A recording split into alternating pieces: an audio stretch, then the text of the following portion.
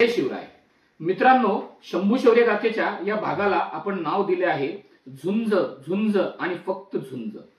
1684 मध्ये शहाजादा अकबर व संभाजीराजे यांनी औरंगजेबासोबत तह करण्याचा प्रयत्न केला होता, पण औरंगजेबाने ती मागणी फेटाळून लावून तुमच्यासोबत आता फक्त तलवारीनेच उत्तर दिले जाईल असा निर्णय कळवला होता।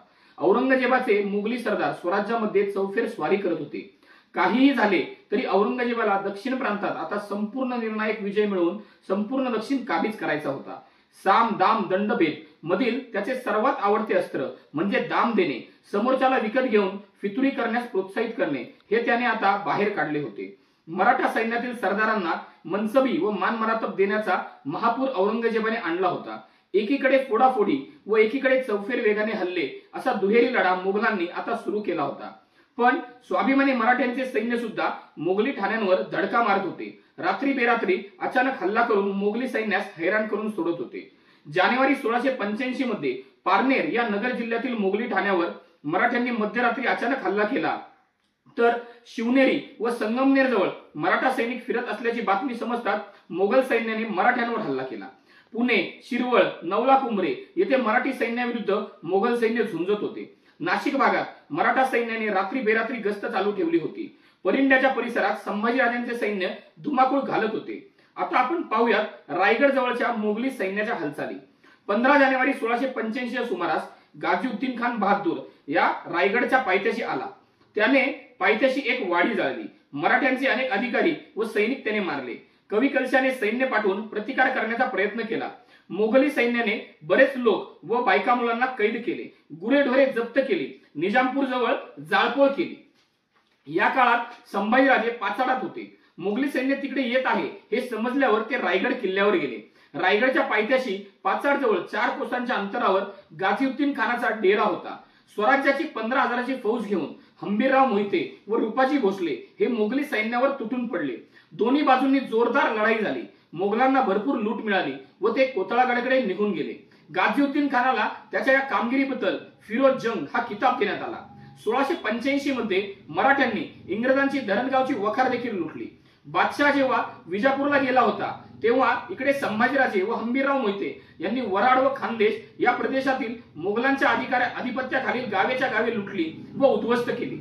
औंढा पट्टा किल्ल्याकडे व निवासाकडे जाणाऱ्या मराठ्यांवर मोगली फौजांनी हल्ले केले।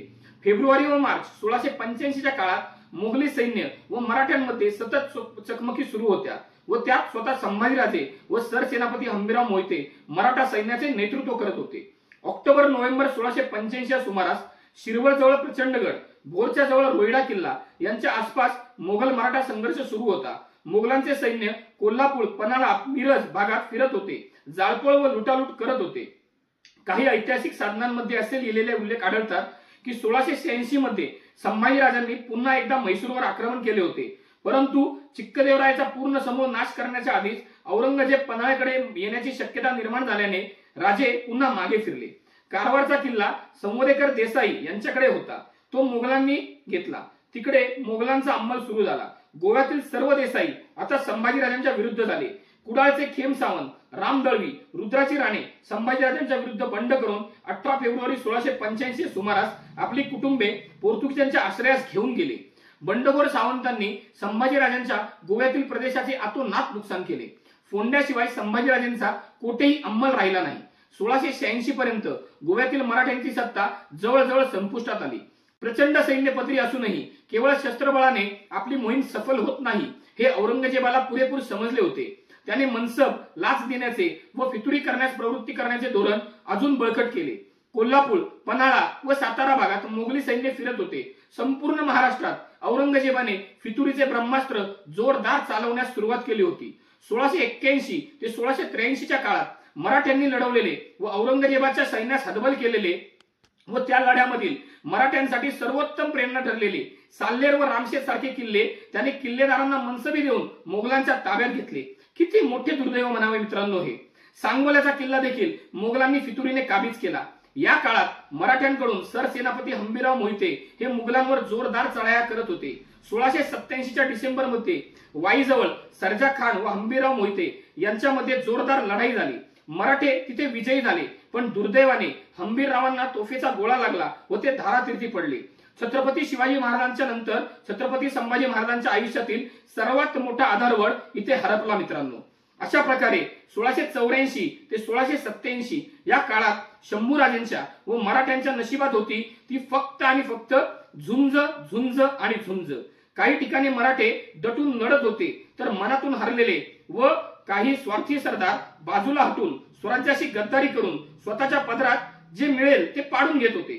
अशा परिस्थितीत आपला शंभूराजा मुघलांशी लढत होता, किल्ल्यावर शिबंदी नेऊन ठेवण्याचा प्रयत्न करत होता। छोट्या छोट्या लढाया लढताना सुद्धा भविष्यात आता आलमगीर मोठे युद्ध घेऊन येण्याची शक्यता आहे या विचाराने स्वराज्यातील गडकिल्ल्यांची खबरदारी घेऊन मोठ्या युद्धाची पूर्वतयारी करत होता। पुढे काय झाले आपल्या शंभूराजासोबत आणि स्वराज्यासोबत हे पाहूया शंभू शौर्य गाथेच्या पुढच्या भागात। धन्यवाद। जय शिवराय, जय शंभूराजे।